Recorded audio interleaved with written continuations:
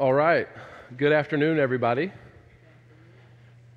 I hope you all are having a wonderful day. I hope you had a great Thanksgiving. I didn't see any of you this morning. Savannah and I and the girls were in Ocala for Thanksgiving. We left as soon as class was over Wednesday night. We actually just got back maybe about an hour and a half or 2 hours ago. So while we love the church family there and her family, which is almost the size of a church family if you're not aware, it's always just a little more special to be with everybody here when we get together. It's wonderful to be part of a group such as this, and I'm glad to be back with everyone tonight.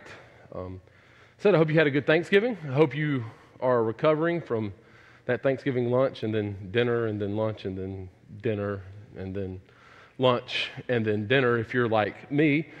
I mentioned that Savannah's family is large, so Thanksgiving dinner at her house is similar to a potluck at a medium-sized congregation. It's quite the sight to behold. She's one of 10, which means we usually have somewhere in the range of 35 to 45 people. I think this year was a little bit on the lighter side of that spectrum, but still, it's a lot. So plenty of options, plenty of good time, and plenty of time with those who we love. And I hope you got to do the same thing. I hope you got to spend time with those who are important to you, whether it be friends or family, and strengthen those relationships to maybe provide a listening ear that was needed or to have a shoulder to lean on that was needed for you, whatever this time of life may have in store. And we're going to look at that exact thing tonight. We're going to look at our relationships in this life and what Ecclesiastes has to tell us about those relationships. I'm looking forward to studying this portion of the book with you. It's one of my favorite chapters of Ecclesiastes. It's possibly because I am extroverted. It's not as comforting sometimes to those of us who are introverted, but if you're like me, it is a rather pleasing chapter to read, and it is beneficial for all of us to take a look at. Oh, new clicker. Hang on, let me find my button. There we go. So far, other than our introductory and overview sessions together, we looked at the fact that we are a part of creation and that we are inside of this creation and the patterns and cycles that happen over and over again, and that is something that we are a part of and inside of, not outside of. And then we looked at the shortcomings of our earthly pursuits, those being the pursuits that we go after when we are trying to enhance the gifts that God has given us outside of what they are meant to be. But then at the same time, we saw in that same portion where part of our happiness and significance of our life comes from enjoying those gifts as they are. And then last week we mentioned and looked at the seasons of our life and that there's a time and place for everything. And we looked at what that means for us, and we looked at some different characteristics of that. And one of the things that we looked at in that poem in verses 1 through 8 of chapter 3 was how it points to the fact that we are relational beings and the relationships that we have while we are here on this time, in this time under the sun. And so tonight, as we're going to see in chapter 4, some of the characteristics and some of the ins and outs of those relationships are going to be explored. We're going to see the preacher explain in his mind and through his observation of the world sort of what our natural inclination is, what it is that we sometimes are innately leaning towards being like.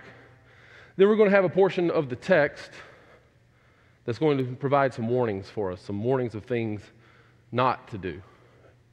And then the next portion of the text will start to provide us with some instruction and some ways to be beneficial to ourselves and to others through the relationships that we have in this life.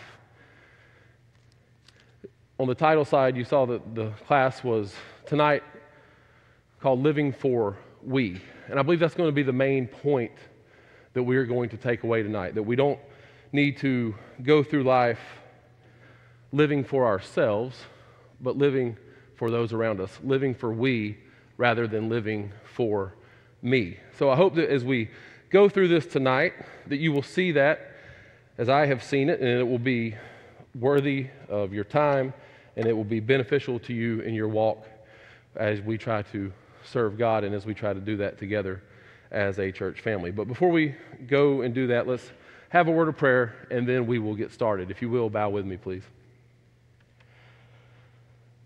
Father, we come to you tonight so thankful for all that you have blessed us with.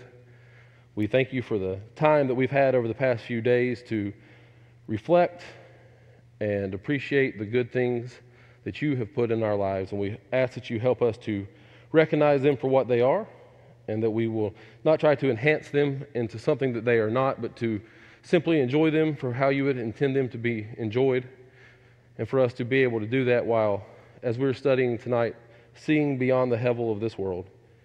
We thank you for our church family here and for the fact that we have so many that want to come together and study your word, and we ask that you help us to have the wisdom to apply it to our lives as well as the courage. Father, most of all, we thank you for Jesus, for the fact that he was willing to leave his home in heaven and to come into this world that is fallen and broken, to show us what it is to live a life that is pleasing to you and to inspire us to look towards him and look towards you in a home with both of you in eternity. And we pray all of these things in his name. Amen.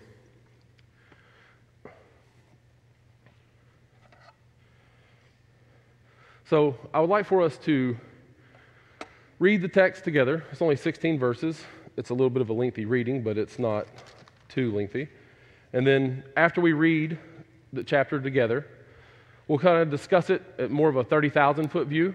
We'll discuss it and some characteristics of what it's talking about and what it's showing us, and then we will work through the text a little bit to pick out some particulars as well. So we're going to start reading in chapter 4 of Ecclesiastes, and we're going to begin in verse 1. Again, I saw all the oppressions that are done under the sun, and behold, the tears of the oppressed, and they had no one to comfort them. On the side of their oppressors there was power, and there was no one to comfort them. And I thought the dead who are already dead more fortunate than the living who are still alive. But better than both is he who has not yet been and has not seen the evil deeds that are done under the sun. Then I saw that all toil and all skill and work come from a man's envy of his neighbor. This also is vanity and a striving after the wind. The fool folds his hands and eats his own flesh.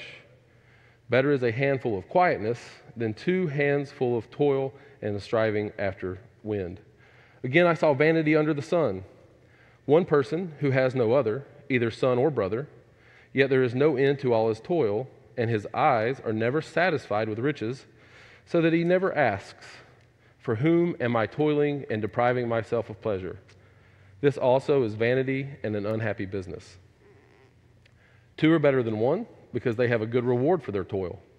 For if they fall, one will lift up his fellow, but woe to him who is alone when he falls and has not another to lift him up.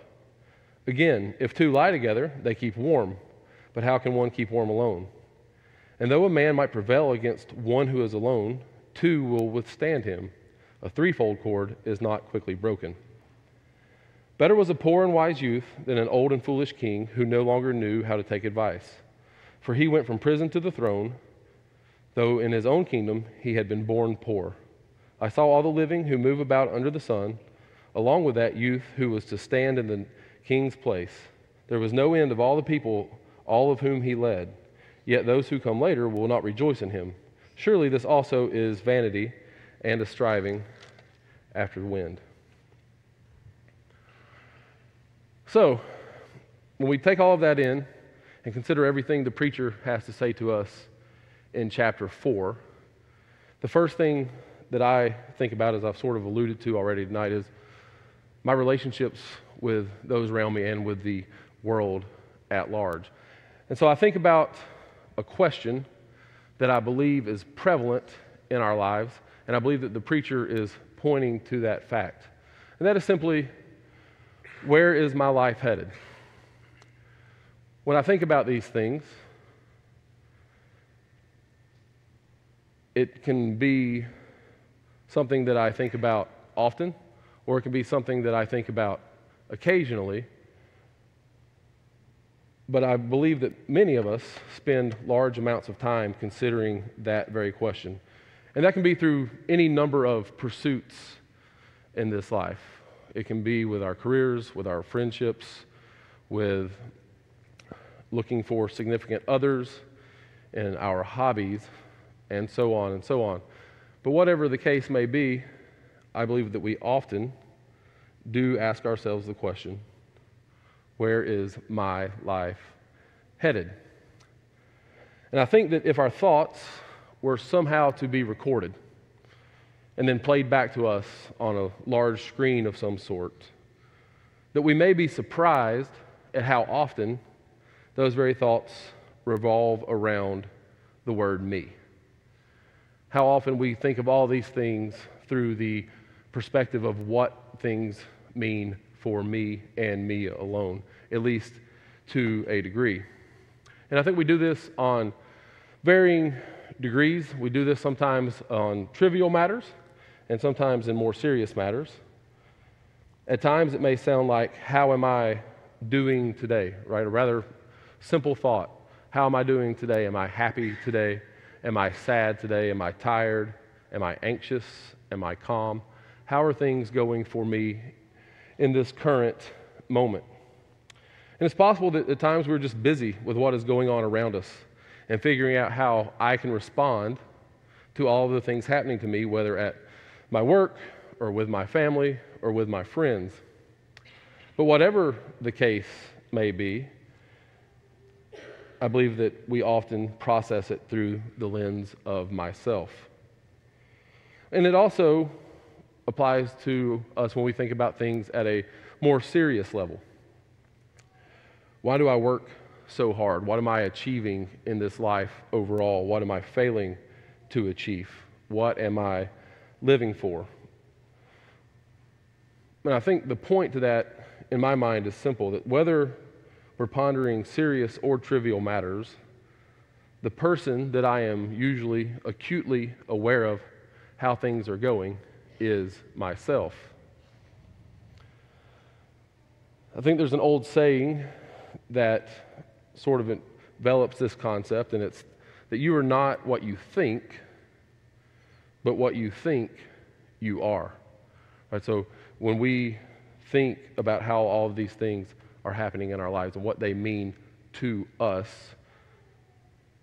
that then pushes our actions and our decisions to be based on how it directly affects us, and sometimes us alone. And while this is not always the case wholeheartedly, I believe it's easy to find ourselves falling into this trap from time to time.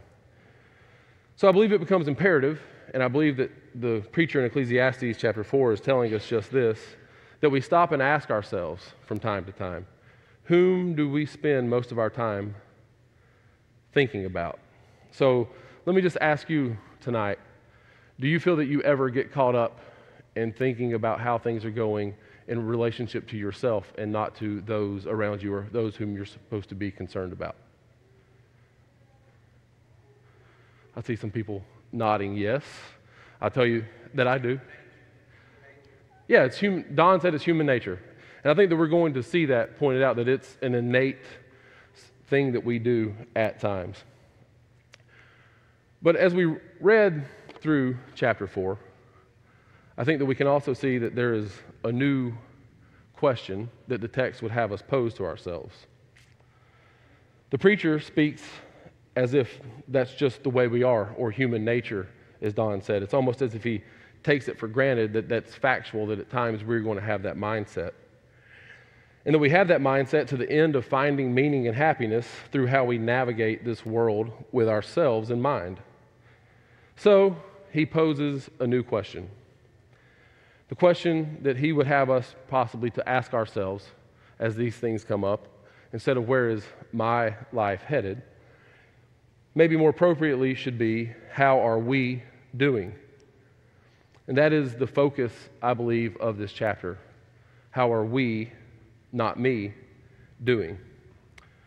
I believe it's pointing to the fact that if we can find a way to put the people in our lives, our sisters, our fathers, our friends, our spouses, our children, anyone who has entered into our circle of life. And if our concern and focus is on them, then we have a pathway to finding happiness. If when we go to sleep at night, we're thinking of how to help those in our lives rather than how we can only make our lives better, it will bring a sense of happiness and contentment that is unmatched. I find it interesting that in this portion of Ecclesiastes, the preacher doesn't seem to be saying explicitly that doing these things, asking, how are we doing versus how am I doing? He doesn't say explicitly that this will make you more spiritual or that this is pivotal to your growth as a Christian. While I do believe that those things are in fact the case, his point is that you will be happier. He's giving us the answer to the things that will provide us happiness amongst the Hevel of this world in this time that we have under the sun. The word he used to describe this we can see in verse 6. He uses, at least in my translation, he uses the word quietness. And it simply means rest or peace of mind, calmness of the soul. It seems to be describing a deep well-being with our place in the world, a deep sense of contentment, someone who is able to enjoy their place in this life and living for we instead of living for ourselves will help us to arrive there. And this seems to be just one more colorful layer to the book of Ecclesiastes and what living a life well lived here under the sun will do. As we mentioned earlier, with the three sort of ideas that we've looked at together through our study so far, this seems to just be the next layer of what living a life well lived would be. And he does so by shining a light on our desire to get ahead of our neighbor, rather than embracing the responsibilities that them being our neighbor places upon us. We also see that this life that we have, this gift from God, as we've already discussed, is a gift to be shared. So it's the fact that the lives that we have, these good lives that we have, are a gift from the hand of God, one that we admittedly do not deserve. And there are portions of it that we can't understand and large portions of it that we cannot control, but as we have seen, we are to embrace it and live as He would have us to live. The things that we have are meant to be enjoyed. And in this chapter, we're being told to share the things that we have, to share the things that bring us enjoyment. It is that simple. It's that to the point. And it seems to be directly connected, in my opinion, to what Jesus refers to when he is asked about, or when he says that the greatest command, or when he's asked about the greatest command. In Mark chapter 12, in verse 29 through 31, or we'll start in 28 to set the picture a little bit. In verse 28 through 31, it says, "And one of the scribes came up and heard them disputing with one another, and seeing that he answered them well, asked them, 'Which commandment is the most important of all?' Jesus answered, 'The most important is, Hear, O Israel, the Lord our God, and the Lord is one, and you shall love the Lord your God with all your heart, and with all your soul, and with all your mind, and with all your strength. The second is this, you shall love your neighbor as yourself. There is no other commandment greater than these.'" I believe when we look at the warnings and instructions that we're going to see throughout the rest of this chapter in chapter 4 of Ecclesiastes, and we look at what Jesus said there in response to the greatest command, we will see that living with others in mind, having others as our focus in this life, what it will provide them and what it will provide us is the way that we are called to live. We're being told that here in Ecclesiastes, and we see it echoed and emphasized by Jesus during his ministry on this earth. And we will see it in multiple other places throughout the Bible if we take the time to look. The fact seems to be to me that living for those around us, that making them the focus of what we do and the actions and decisions that we make is what we are to be as Christians, and ultimately provides that sense of happiness and contentment that we are looking for. Before we move to the section of the text and we start looking at some of the verses in particular, is there anything that anyone would like to ask or comment on sort of this overview of chapter 4? Yeah, Matt.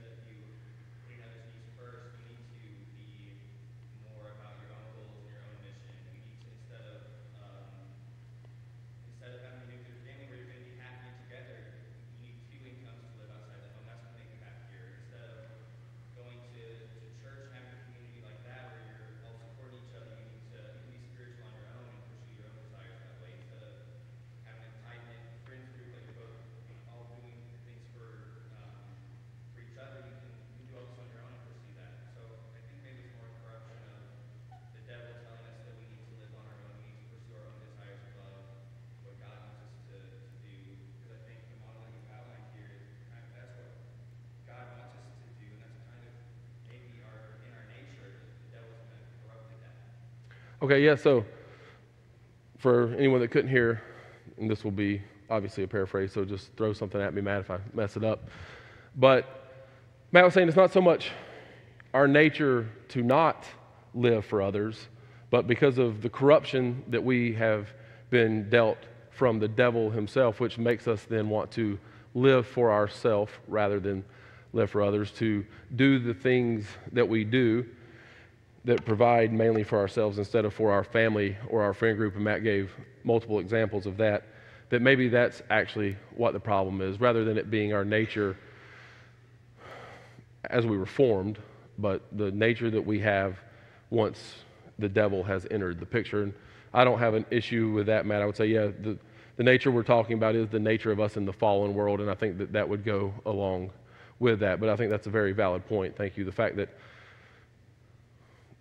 when we were initially created, that would not have been the case, but due to the wiles of the devil, so to speak, that we now at times get sucked into this trap of living for ourselves instead of living for others. Anything else?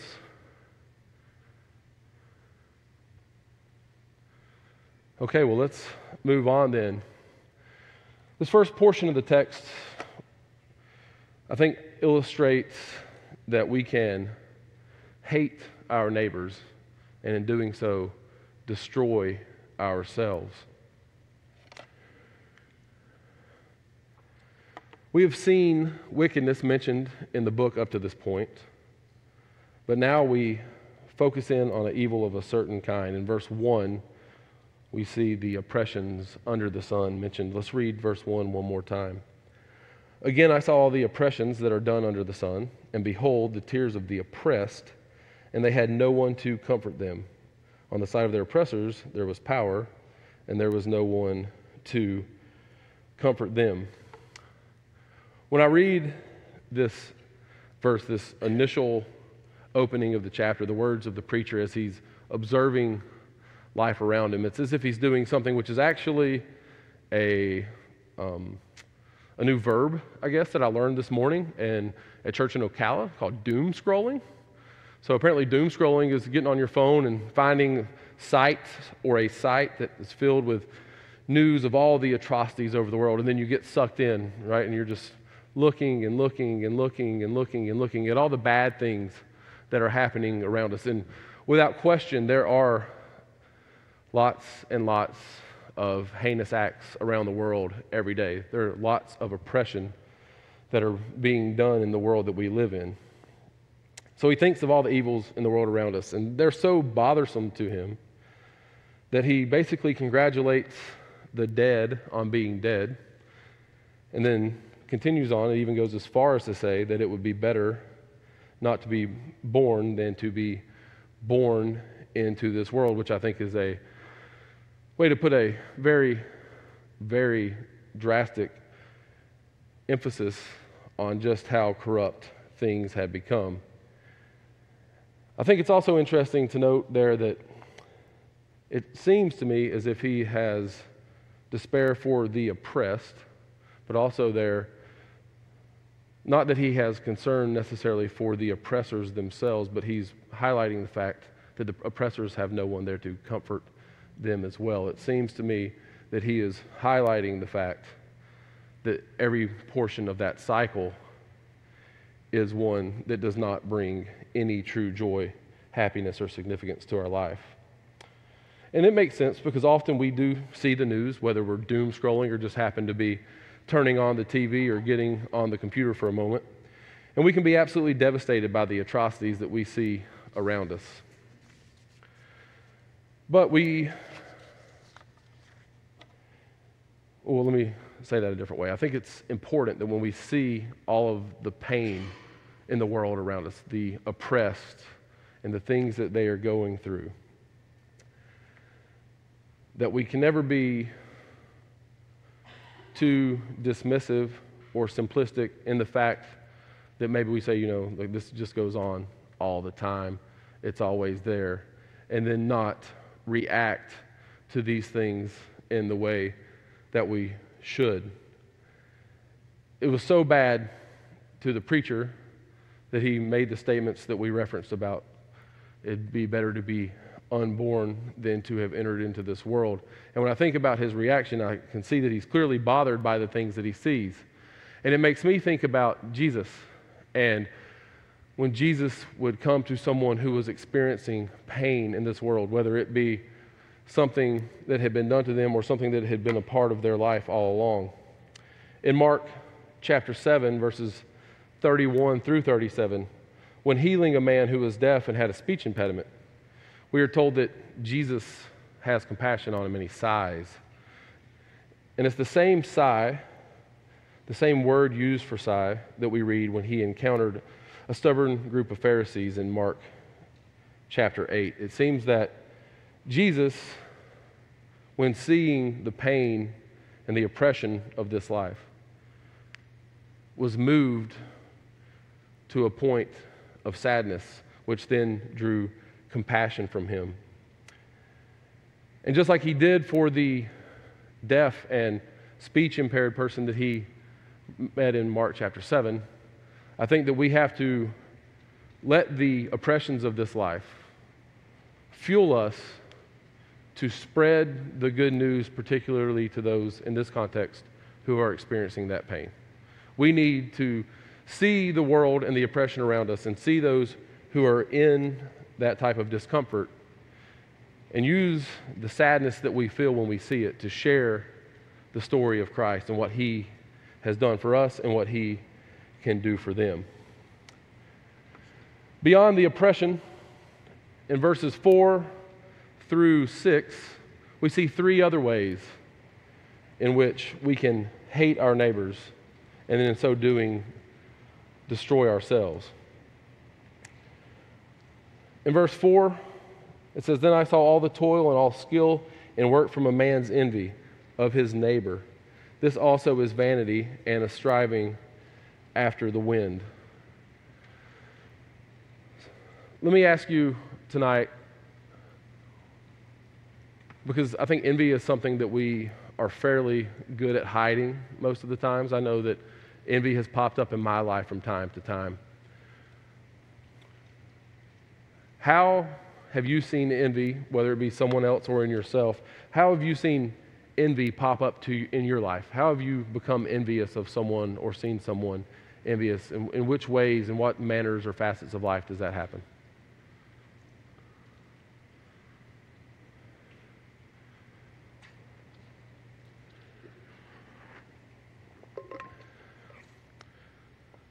Well, luckily for you, I have an example myself. I think back to the time that I was at a dinner party with some friends, and there was a group of about 9 or 10 of us. And one of the people at our dinner party had just received a very important promotion that would allow him to accomplish some good things and do some good for other people in this life.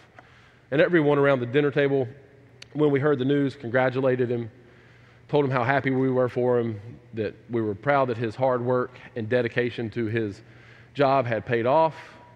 And then maybe 45 minutes to an hour later, he had to leave. And that information had come and gone to most of us. We were happy, but it wasn't the overriding theme for our night.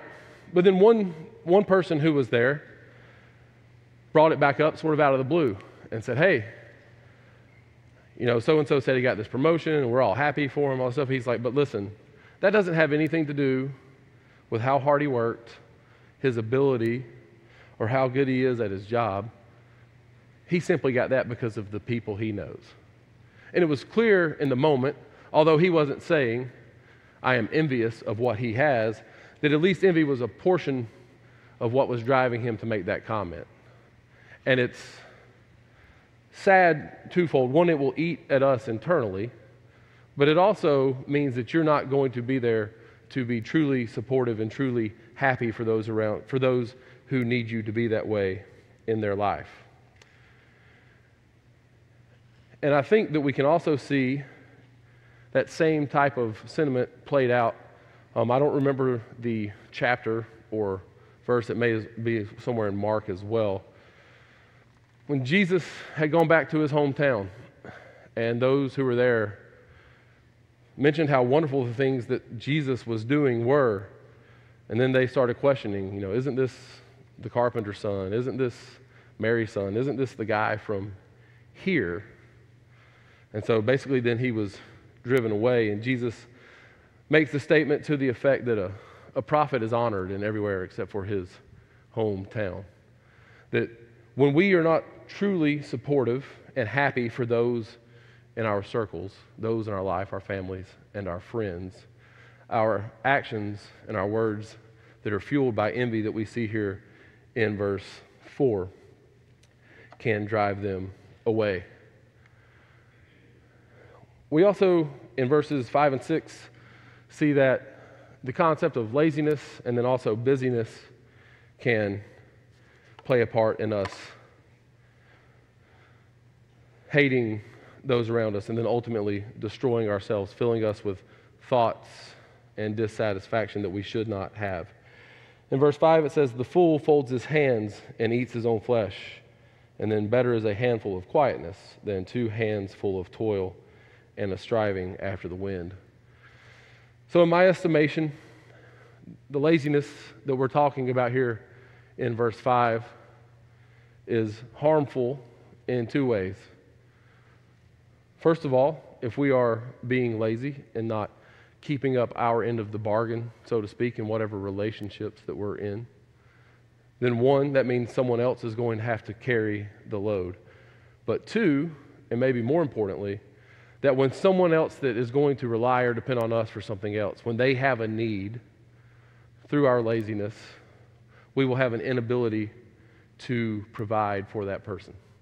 And I don't mean just financially or with things. It could be with just words of comfort or time spent. When you are a fool and one who sits there and it says folds his hand and eats his own flesh, one who has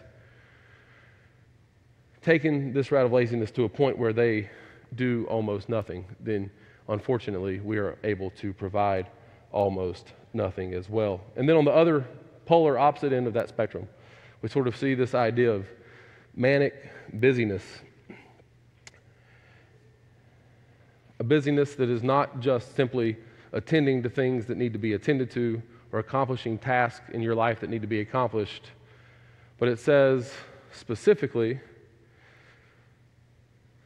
that having that quietness, that happiness, is better than 2 hands full of toil and a striving after the wind. So you go from one extreme of being lazy to having nothing to give, to being so busy that you're striving to obtain all that you could possibly hold. And I think what we're seeing here is there's a middle road.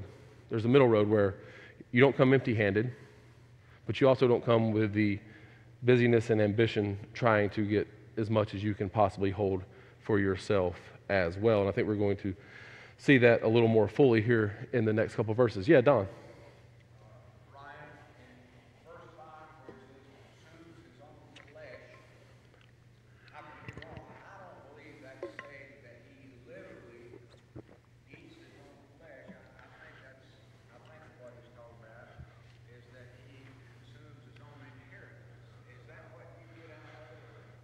I will say I don't think he's actually talking about eating his own flesh.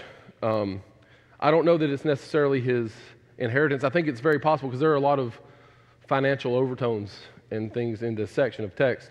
I think it, at a minimum, is saying that he is sitting there consuming his ability to provide whatever it is he needs to provide in whatever context, whether that be from his inheritance or elsewhere. That's my take on it anyway.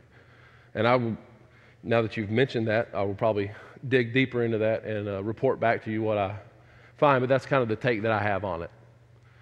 But I do think it's highlighting that these two extremes are not what we need to be, but there is a middle road, so to speak. And I believe when we come to that middle road, as you see on the screen, instead of hating your neighbor and destroying yourself, we can come to a place of loving our neighbor, which is showing that we love ourselves as well, just like Jesus would tell us in Mark. Living for me is clearly, I don't believe, the way for us to go about life, but living for we leads to a happier and healthier life. In verses 7 and 8, we see one who has it all, except for fruitful relationships. Due to time, we won't read all of those verses again, but he has all there is to have. But without others in his life, it is not enough. It's as if he walked into a full restaurant and he could walk in and pay the tab for everybody there, but not one of them would want to sit down and eat dinner with him. And what a sad, sad thing that would be. Sometimes it seems as if to be unhappy at home or with those in your life is the ultimate result of all ambition. And I think that certainly can be true. But while it is easy to make a target here out of that example, and in this text of the wealthy, I don't believe that that's what's being said here explicitly, and we know that the Bible does not say that wealth in and of itself is the problem. As we know, I think it's in 1 Timothy, is that right? 1 Timothy chapter 6, that the love of money is the root of all evil. Rather, what's being pointed out here is this two-handed toiling for anything, including wealth, that gets us into trouble. And this two-handed toiling, this desire to be completely full for ourselves, can grow like a strangling vine around our heart and start to spread into all facets of our life. And since there is a bit of a monetary overtone here, I was looking at some things, and I found this one account from a pastor who does a lot of counseling. And I'm going to paraphrase what he said, but I found it very telling and very interesting. He basically said, in all his years of counseling, he never had a woman, in his example of any age, come to him and have deep-seated issues because her father dropped her off at school in a slightly beat-up old pickup truck. He never had a woman come to his office and have issues because her father could not buy her all of the lavish gifts that her mind at some time ran to. But he did, however, have multiple women come to him and have issues because their fathers, who could afford to give them anything they wanted, and many times did so, had not found a way to find out what they truly needed, to give them the connection in life that they needed. And that doesn't have to be fathers and daughters. It can be mothers and daughters, mothers and sons, and so on. But it seems possible from this text and from illustrations such as that it is very easy to know the price of everything and the value of nothing. And I think when we think about these relationships in our lives, learning the value of what we can get out of those relationships and the value that we provide to those who need it in relationships with us is very important. But we can sever that root, the root of evil, whether it's the love of money or then if we apply it to other things in our lives. If we regularly give of our time, and our money and our effort and our prayers and our concerns, those things will be a source of happiness to us. We see that expressed in the following verses. Not only is it a source of happiness, but it will be more fruitful for all involved. So I'd like to look again and read verses 9 through 12. Two are better than one, because they have a good reward for their toil. For if they fall, one will lift up his fellow, but woe to him who is alone when he falls and has not another to lift him up. Again, if two lie together, they keep warm, but how can one keep warm alone? And though a man might prevail against the one who is alone, two will withstand him. A threefold cord is not quickly broken, and I would assume that that would continue on to a fourfold and a fivefold and a sixfold and so on.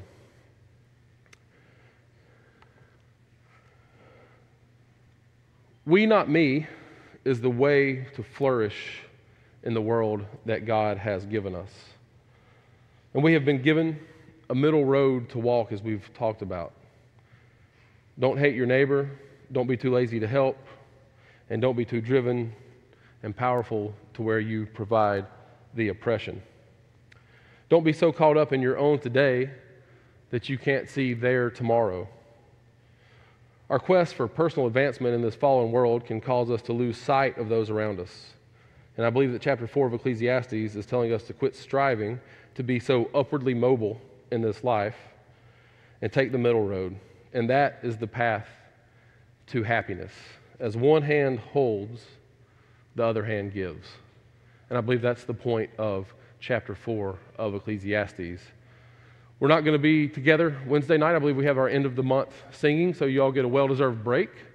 And we will continue our study in chapter 5 a week from tonight. So I look forward to seeing you all then. Thank you for being here.